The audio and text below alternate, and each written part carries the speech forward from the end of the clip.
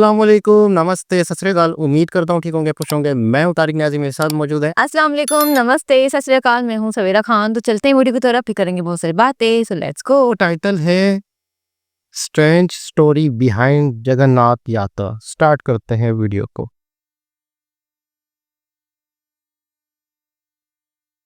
India के उड़ीसा राज्य के पुरी में चमत्कार की एक ऐसी कहानी है जिसे समझ पाना साइंस के बस की बात नहीं है।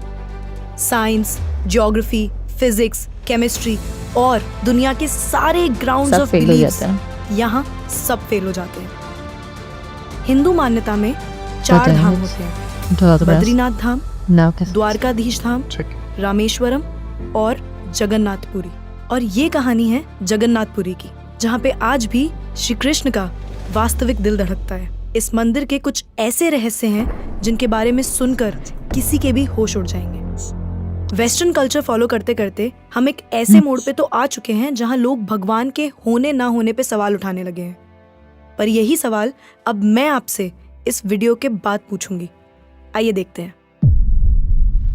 हर मंदिर में जहाँ मूर्तियाँ मेटल या स्टोन से बनती हैं, वहीं जगन्नाथ मंदिर में भगवान की मूर्तियाँ लकड़ी से बनी हुई हैं। ऐसा क्यों? आइए बताती हूँ। 3102 बीसी में ज़ारा नाम के एक शिकारी ने शिकार करते हुए गलती से तीर श्री कृष्ण के पैर पे चला दिया, जिससे श्री कृष्ण की मृत्यु हो गई। ज़ारा ने श्री कृष्ण का देह संस्कार किया पूरे रीति रिवाजों के साथ। पर जब उनकी चिता शांत हुई तो ज़ारा ने देखा कि एक चमकने वाली मेटल की चीज अभी तक जली नहीं थी। ज़ारा को ये समझ नहीं आया था कि ये है क्या, तो उसने उसे उठाया और उसे बेचने निकल गया। पर उसको खरीदना तो दूर, किसी ने उसे हाथ भी नहीं लगाया। फिर आखिरकार ज़ारा ने हार थक कर उस मेटल की चीज को एक लकड़ी पर रखा और उसे पानी में बहा दिया। गुप्त साम्राज्य के समय अवंती के राजा इंद्रद्युम्न, जो कि विष्णु जी के बहुत बड़े भक्त थे, उन्हें एक दिन सपने में आकर विष्णु जी ने एक नदी में डुबकी लगाने को कहा और ये भी कहा कि एक लकड़ी के तने में तुम्हें उस नदी में मैं मिलूंगा। इस सपने को देखकर अगले ही दिन राजा डुबकी लगाने चले गए। डुबकी लगाते वक्त राजा को नदी में थोड़ी ही दूर एक लकड़ी का तना भी दिखा। बिना देर किए राजा तने तक पहुंचे और उस तने को महल में ले आए। फिर राजा ने कुछ बहुत नामी काश्तकारों को बुलाया, पर उनमें से कोई भी उस लकड़ी से एक मूर्ति नहीं बना पाया। कई दिन बीत जाने के बाद एक काश्तकार महल में आया और उसने राजा से कहा कि ये मूर्ति मैं बनाऊंगा, पर मेरी एक शर्त है।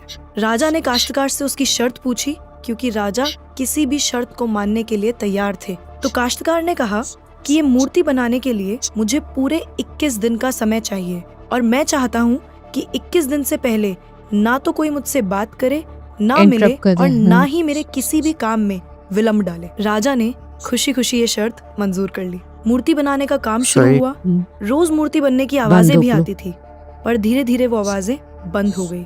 अवंती की रानी को लगा कि शायद भूख प्यास से काश्तकार मर चुका है, इसीलिए उन्होंने जहाँ मूर्ति का काम चल रहा था उस कमरे के दरवाजे को खुलवाने की जिद की और राजा को उनकी बात माननी पड़ी। जैसे ही दरवाजा खुला तो उन्होंने ये देखा कि वहाँ कोई काश्तकार था ही नहीं। सिर्फ और सिर्फ 3 मूर्तियाँ थी: भगवान जगन्नाथ, उनके भाई बालभद्र और उनकी बहन सुभद्रा। और उसी जगन्नाथ जी की मूर्ति में वो मेटल वाली चीज भी रखी गई थी, जो कि कुछ और नहीं, श्री कृष्ण का धड़कता हुआ दिल था। ये कोई नॉर्मल ह्यूमन हार्ट नहीं है, ये एंशिएंट एडवांस टेक्नोलॉजी का क्लियर सबूत है। ये हार्ट एनर्जी ट्रांसमिट करता है और हम सब ने ये तो पढ़ा ही है that stones and metals are good conductors of electricity and wood is a bad conductor of electricity. इसीलिए idols in the Jagannath temple are made up of wood. सिर्फ यही नहीं, हर 12 साल में एक बार भगवान की नई मूर्ति स्थापित की जाती है और भगवान के दिल को उस मूर्ति में शिफ्ट किया जाता है। ये किया इसलिए जाता है क्योंकि जो energy transmitting device, if we talk scientifically, उस मूर्ति में होता है, वो इतनी एनर्जी ट्रांसमिट करता है that the wood gets depleted with time. और इसीलिए उसे बदलने की जरूरत होती है। पर इसे बदलने का प्रोसेस भी इसी की तरह बहुत इंटरेस्टिंग है। हर 12 साल में एक दिन ऐसा होता है जिस दिन मंदिर में किसी को एंट्री नहीं मिलती। पूरी शहर की बिजली काट दी जाती है मंदिर के मेन पंडित की आंखों पे पट्टी और हाथों में बड़े और मोटे ग्लव्स पहनाए जाते हैं और 100% ओहो। अंधेरे में इस दिल को निकालकर नई मूर्ति में फिर से स्थापित किया जाता है। जिन पंडितों ने इतिहास में ये सेरेमनी करी है, उनका कहना है कि उन्होंने देखा तो कभी नहीं, पर इस चीज को, जिसे हम ब्रह्म पदार्थ भी बोलते हैं, इसे हाथों में पकड़ने पे ऐसा लगता है जैसे जिंदा जिंदा खरगोश। खरगोश पकड़ लिया हो। माना ये भी जाता है कि अगर किसी ने ब्रह्म पदार्थ को देख लिया तो उसकी मौत ओहो। उसी समय निश्चित है। इसीलिए बिना आंखों पे पट्टी लगाए नहीं है। किसी को भी ये सेरेमनी करने की परमिशन नहीं है। इस मंदिर के ऊपर एक झंडा है जो जैसे साइंटिफिक हवा लॉ उधर के से- बिल्कुल विपरीत चलता है। जैसे कि हमें पता है कि जिस डायरेक्शन में हवा चलती है, पतंग भी उसी डायरेक्शन में उड़ती है और झंडा भी उसी डायरेक्शन में उड़ना चाहिए। पर जगन्नाथ मंदिर के इस झंडे की बात बिल्कुल अलग है। ये हमेशा हवा के ऑपोजिट डायरेक्शन में उड़ता है। क्यों और कैसे, आज तक कोई समझ नहीं पाया। इस झंडे के साथ एक और खास बात है कि इसे रोज बदलना पड़ता है। इसीलिए मंदिर के पांडु 214 फीट ऊपर लगे इस झंडे को डेली रोज चढ़कर बदलते हैं, क्योंकि कहा जाता है कि अगर किसी दिन ये झंडा नहीं बदला गया तो मंदिर 18 सालों के लिए बंद हो जाएगा। वही जो खाने वाले मंदिर में आए भक्तों के बीच रोज प्रसाद बांटा जाता है। उनके लिए वो प्रसाद बनाया जाता है और जगन्नाथ मंदिर में होने वाली हर चीज में कहीं ना कहीं भगवान की कोई ना कोई लीला छुपी है। 500 मंदिर में लोग रोज 500 लोगों के लिए प्रसाद बनता है और कभी कभी भक्तों की संख्या हजारों में भी चली जाती है। पर जगन्नाथ मंदिर में भक्तों के लिए प्रसाद कभी कम नहीं पड़ा। दिन भर मंदिर में प्रसाद बांटा जाता है, बचता भी पर नहीं है। कहते हैं कि आज तक इस मंदिर ना में बचता है ना एक भी वो दाना कम प्रसाद होता है। ना कम पड़ा है और ना ही व्यर्थ गया है। पर ऐसा एस्टिमेशन इंसानों के लिए करना तो बहुत ही मुश्किल है। और ये बात यहीं खत्म नहीं होती। प्रसाद बंटने की मिस्ट्री तो है ही, उससे बड़ी मिस्ट्री है प्रसाद बनाने की। ये कैसे लकड़ी शुरू की हुआ था? आग मतलब पे किसने कहा 7 था ऐसे मिट्टी के बनाओ, है ना? बर्तनों को एक के ऊपर एक रखकर प्रसाद बनाया जाता है।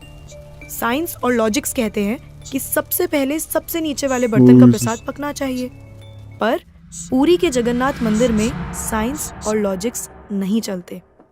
इन 7 बर्तनों में सबसे पहले सबसे ऊपर रखे जाने वाले बर्तन का प्रसाद पकता है, फिर उससे नीचे वाले बर्तन का, और कमाल। ऐसे ही सबसे नीचे रखे बर्तन का प्रसाद सबसे आखिरी में पक के तैयार होता है। हाँ, मुझे पता है आपको भी अभी कुछ नहीं समझ आ रहा होगा। इसे आज तक कोई नहीं समझ पाया। इस मंदिर की खूबसूरती शब्दों में नहीं बताई जा सकती। इतना बड़ा मंदिर इतने सालों पहले बिना किसी टेक्नोलॉजी के कैसे बनाया होगा। पर क्या आपको पता है 214 फीट के ओहो। इस मंदिर की डोम की परछाई आज तक कभी बनी ही नहीं। Are you shocked? You must be, but it is true. Jagannath Puri temple के डोम्स की शैडो बनती ही नहीं है कभी भी, at any time of the ये डे। हैरत और हमारी फेवरेट साइंस इस बात का भी लॉजिक नहीं ढूंढ पाई। The mystery is not over here. जैसा कि हमें पता है कि कुछ बिल्डिंग्स, आर्किटेक्चर्स एंड परमिशन नहीं होते। नो फ्लाई जोन्स होते हैं, मतलब वहाँ नहीं ड्रोन्स, होते। एयरप्लेन्स या कोई भी मैन मेड फ्लाइंग ऑब्जेक्ट पहुंचाने की या उड़ाने की परमिशन नहीं है।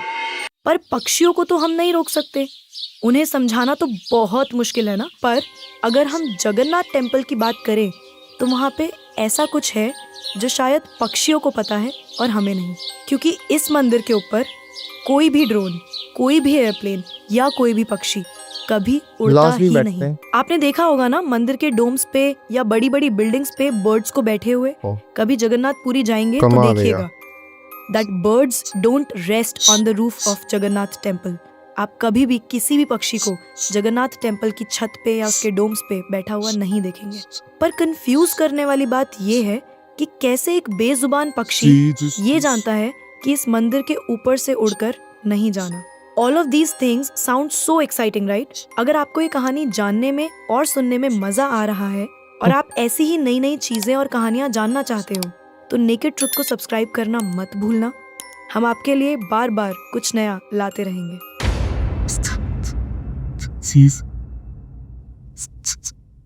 आइए फिर से चलते हैं जगन्नाथ मंदिर की मिस्ट्रीज की तरफ। सुदर्शन चक्र, ये नाम तो आपने सुना ही होगा। सुदर्शन चक्र भगवान विष्णु का अस्त्र है। ये अधर्म का विनाश करता है। जगन्नाथ मंदिर के टॉप पे एक सुदर्शन चक्र है और उससे कमाल। आप जिस भी डायरेक्शन से देखोगे उसकी फेसिंग Yeah. आप ही की तरफ होगी। भगवान जगन्नाथ, जिनके नाम का मतलब ही जगत के नाथ हैं, इनके मंदिर में लाखों श्रद्धालु अपनी आस्था और प्यार भगवान के लिए लेकर आते हैं। पर इस मंदिर में सिर्फ हिंदुओं को दर्शन करने की अनुमति है। किसी भी और धर्म के इंसान अच्छा, को यानी दर्शन मुस्लिम भी बाहर आता से है। ही करवाए जाते हैं और पारसी दर्शन थी। करवाकर भेज दिया जाता है। जैसे कि हमारी ex prime minister Indira Gandhi ji, वो भी जगन्नाथपुरी गई थी दर्शन करने, पर क्योंकि वो फारसी हैं और हिंदू नहीं, और उन्हें उनका सरनेम फिरोज गांधी से मिला है, पहले प्राइम इसीलिए मिनिस्टर की इंदिरा गांधी को भी दर्शन करने की अनुमति नहीं दी गई। सिर्फ यही नहीं, 2005 में थाईलैंड की प्रिंसेस महाचक्री सिंधोन को भी जगन्नाथपुरी टेम्पल में एंट्री नहीं दी गई थी, क्योंकि यहाँ फॉरेनर्स अलाउड नहीं है। उनके लिए अरेंजमेंट्स की गई थी और दर्शन बाहर से ही करवाए गए। 12वीं सदी से बने हुए इस मंदिर को Slow. स्विट्जरलैंड की एक महिला ने 1,78,00,000 रुपए का चढ़ावा भी चढ़ाया। ये मंदिर में चढ़ाया गया अभी तक का सबसे बड़ा चढ़ावा है। पर फिर भी बड़ी बात। क्योंकि वो हिंदू नहीं है, रूल इज दर्शन रूल। उन्हें भी बाहर से ही करने पड़े। हमारे ही धर्म की इतनी सारी बातें हैं जिसके बारे में हमें कुछ पता ही नहीं। हम आंखें बंद करके किसी भी कल्चर को, किसी भी ट्रेंड को फॉलो करते जा रहे हैं। हम भूल गए हैं कि हम एक ऐसे धर्म से जुड़े हैं जिसने दुनिया में संस्कृति, सभ्यता, परंपरा और संस्कार को हमेशा जिंदा रखा है। ये सनातन धर्म है और अब हमें धर्म को बचाना है। हर साल पुरी में जगन्नाथ जी की रथ यात्रा भी निकलती है। ये 9 दिन का त्योहार होता है जिसमें भगवान श्री जगन्नाथ, देवी सुभद्रा और भगवान बालभद्र को गर्भगृह से निकालकर रथ पर बिठाकर यात्रा करवाई जाती है। माना जाता है कि ये यात्रा इसलिए निकलती है क्योंकि भगवान इन 9 दिनों में प्रजा के बीच आकर प्रजा के सुख दुख को खुद देखते हैं, और इस यात्रा में लाखों करोड़ों भक्तों की भीड़ हर साल इस यात्रा का हिस्सा बनती है।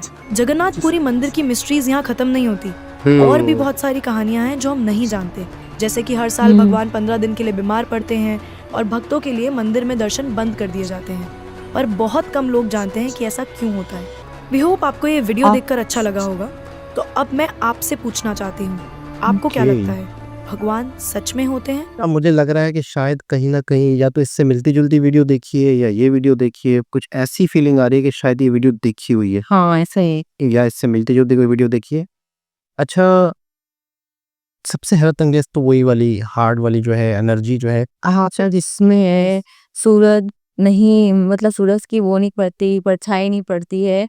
परिंदे को चलो ठीक है, वो भी है ना, क्या कहते हैं, मजार का भी है कि परिंदे नहीं वहाँ पर होते हैं, लेकिन ये सूरज की जो रोशनी है इसकी परछाई नहीं बनती, और ये 9 दिन तक बीमार होना, ये शायद नो और फिर वही हार्ट वाला, और मतलब हर साल सबसे हैरत अंगेज वही वाला है। अच्छा, ये लॉजिक है, ये वाकई हैरत अंगेज बात है कि मूर्ति लकड़ी की क्यों बनाई जाती, तो मतलब उस पर कोई ना कोई वजह होगी कि वो वाकई ही एक एनर्जी है। अगर लोहे की या कोई और चीजें होती है ना, लकड़ी से एनर्जी ट्रांसफर नहीं होती।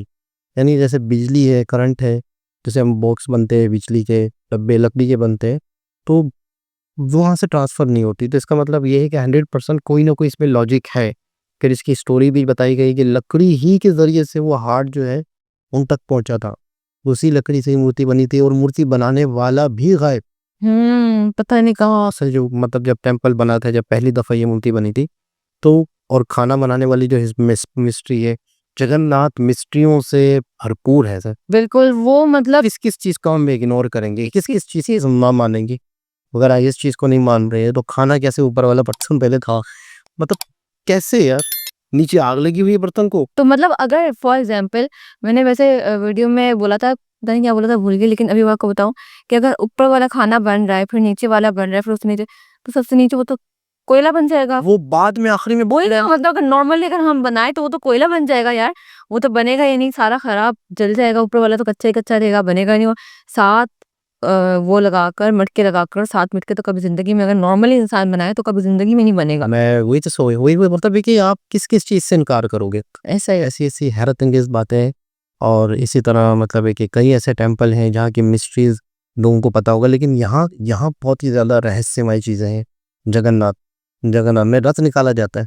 क्या रखा जाता है? रथ यानी ताजिया, जैसे अहले तशी जैसे वो रथ निकाल दे, ताजिया पूरा जाता है, पूरे हर साल एक ताजिया निकलता है। उसकी अपनी मिस्ट्रीज है कि एक मज़ार के सामने थोड़ी देर के लिए रुकता है, वो भी मतलब वाकई के हमारी अक्ल या इंसान की अक्ल जो है वो सोचने पे मजबूर हो जाए कि कोई ना कोई ऐसी चीज़ है, कोई ना कोई ऐसी बात है, कोई ना कोई ऐसी लॉजिक है कि जिसकी वजह से ये चीज़ें हुई है। हुई है और आप ये कुछ लोगों के लिए जो बिल्कुल ही भरोसा नहीं करते हैं। खुदा पे भरोसा नहीं करते, तो उन लोगों के लिए भी निशानियाँ होती है कि देखो कि दुनिया में ये चीज़ें हैं और इनका वजूद है। ऐसा ही है। और इससे ज़्यादा प्रूफ, इससे ज़्यादा यकीन मतलब क्या दिखाया जाए? वो परिंदे नहीं बैठ रहे, मतलब परिंदों को तो कोई नहीं रोक सकता ना। परिंदा तो कहीं भी बैठ जाए। कहीं भी किसी भी वक्त कहीं भी जाके बैठ जाता, जाहिर सी बात है बेजबान जानवर है, उसको तो कोई अकल ही नहीं है उसमें तो। वो जो हाँ हमने देखा है, जितनी ऊंची जगह होती है परिंदा वहीं बैठकर उसको सुकून मिलता है, ठीक है, वो आसमान में नहीं रुकता है। मंदिर के ऊपर या टेम्पल्स के ऊपर या ये मस्जिदों के ऊपर तो मज़ारों के ऊपर लाज़मी होते हैं, बहुत होते हैं बल्कि। लेकिन फिर भी मतलब है कि यहाँ नहीं बैठते। तो कोई ना कोई ऐसी बात ज़रूर है। खैर बहरहाल बहुत इंटरेस्टिंग वीडियो थी, बहुत ही इन्फॉर्मेटिव भी थी। दोबारा किसी और वीडियो से आपसे मुलाकात होती है, जब तक के लिए ख्याल रखें, अल्लाह हाफिज।